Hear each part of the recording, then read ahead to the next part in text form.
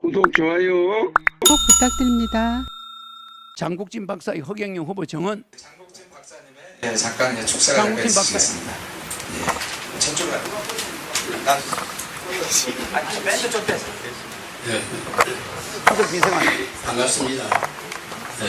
이렇게 고명하신 분도 많이 계시고 또 우리 허경영 후보님을 위해서 목숨 바쳐서 헌신하고 계신 존경스러운 여러분 앞에서 2007년 9월이 제가 이렇게 축사에 말씀드릴 수 있는 것을 대선 때 돌아가셨어. 대통령 선거 도중에 돌아가셨어. 후보님과의 인연은 공화당 때 제가 박정희 대통령실 수석 비서관을 하고 있을 때 허경영 후보님은 그 당시에 대통령 보좌관, 비밀 보좌관입니다. 비선. 그 아주 젊은 나이지만은 이병철 씨가 추천해서 추천했다고 그러죠? 이분이 참 역사상 유례없는 아주 젊은 참 보좌관을 했습니다. 여러분이 책을 보시면 아시겠지만은 무궁화 꽃은 지지 않았다. 그 책에 제가 추천서도 쓰고 어떤 사람? 책을 쓸 때 참고를 많이 말씀도 드리고 했습니다만은 그 책에 있는 것은 모두 사실입니다. 그 책을 보는 사람들은 황당하다, 얼토당토 않다. 세상에 정말 그 당시에 핵무기를 개발했을까 이런 의심을 하는 분도 많이 계세요.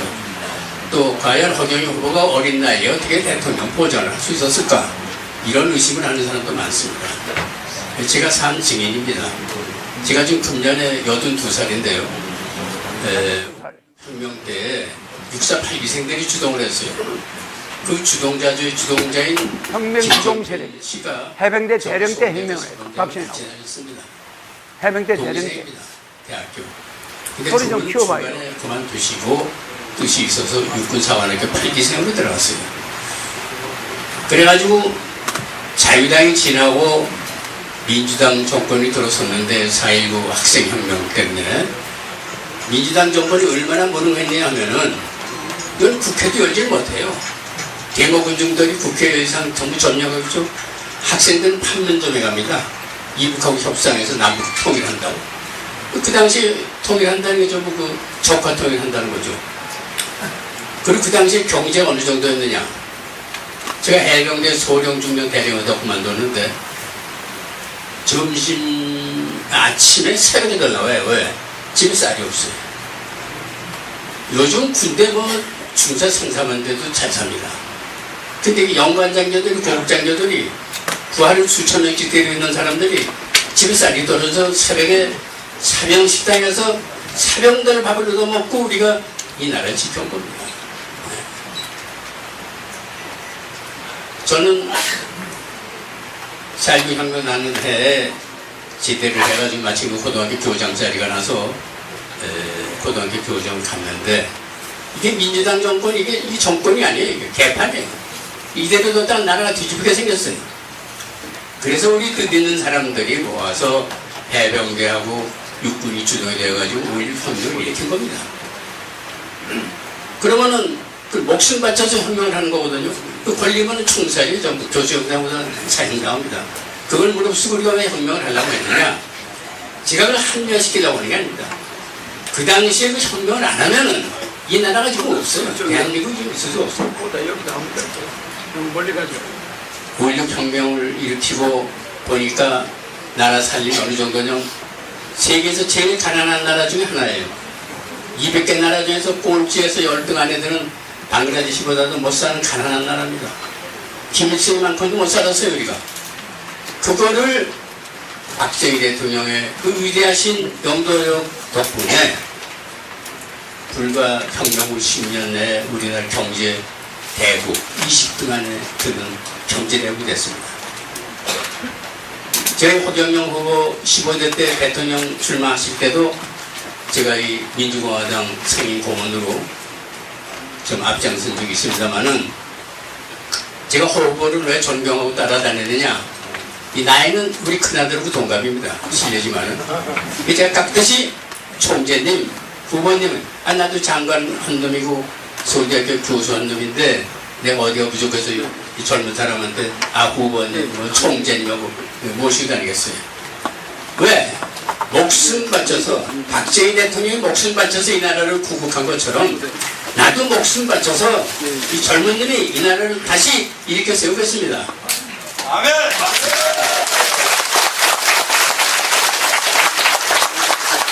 사실 그 박정희 대통령이 이승만 대통령이 제1건국을 하셨다면은 박정희 대통령이 제2의 건국을 하셨습니다. 여보세요. 근데 이 허경영 후보가 제3의 건국을 하겠다는 거죠. 첫째, 민주공화당도 경제공화당 우선 일을 바꾼 것이 경제를 살려야겠다는 거죠. 지금 우리나라 경제가 말이 아닙니다. 이제 세계 10대 참 강국안에 드는 이런 참 세계 선진국 중에 이론이 됐는데 이 상반물 시대가 곧 오지 않습니까? 이 우리나라를 경제적으로 세계에서 가장 부유한 으뜸가는 그런 대국으로 만들려면은 이 경제 이론이 가장 밝은 IQ가 430 넘는 내가 서울대학교에서 수석 졸업자인데요. 내 자랑하려고 하는 게 아니라 허총재 자랑하려고 제 얘기를 하는 겁니다. 제가 서울대학교에서 수석 졸업자거든요. IQ가 150밖에 안 돼요. 밤새서 공부해야 돼요. 그래 1등 졸업을 하는 겁니다. 그래서 총각 나이에 22살에 대한민국에서 제일 유명하다는 진묘여자고등학교 선생을 뽑혀왔어요. 총각 선생은 그 학교 대결이 처음이거든 제가. 근데 저는 호총재 앞에서는 키가 작아져요. 왜? 이분은 IQ가 나보다 몇백 배가 높은 사람이니까. 근데 그 머리 잘 쓰면 안 되죠. 그 천재적인 머리를 가지고 이 나라를 다시 일으켜 세우겠다. 아버지같이 모셨던 박정희 대통령이 다 이루시지 못한 것을 이제 반드시 성취하겠다. 그렇게 해서 우리나라를 경제대국으로 만들겠다는 거죠. 그 다음에는 이 국가안보를 해야 됩니다. 김정은이 미국에서 얼마나 김정은이가 정치 잘하는 놈이에요. 그쪽만 나라 저 굶어 죽은 사람도 많은 나라인데 수도배. 여러분들이 내가 이 회장이 이 사람한테 박 대통령한테 소개한 거 이해가죠? 이병철 회장이 소개했다고 얘기하죠. 근데 이 양반이 서울대를 수석으로 졸업했어. 졸업한 사람인데 박 대통령 수석 비서관들이 있었거든. 아주 옛날이잖아. 그래 이 사람이 그때 있을 당시에. 그 내 어릴 때 모습을 생생히 알아. 그 내가 이제 머리가 좋다 이건 알고. 그 다음에 내하고 이제 그러니까 내한테 와서 나를 도와주는 거예요. 뭐 이해가죠? 이 사람하고 누가 이 사람은 내 대선 운동 기간 동안에 돌아가 버렸어. 무리를 해가지고 돌아갔는데 이 정은 한 사람이 또 누가 있냐면 용태용 변호사. 용태용 변호사 글 올려봐. 진술서. 용태용 변호사가 80이 넘어서 법원에 와서 1시간을 정언했어.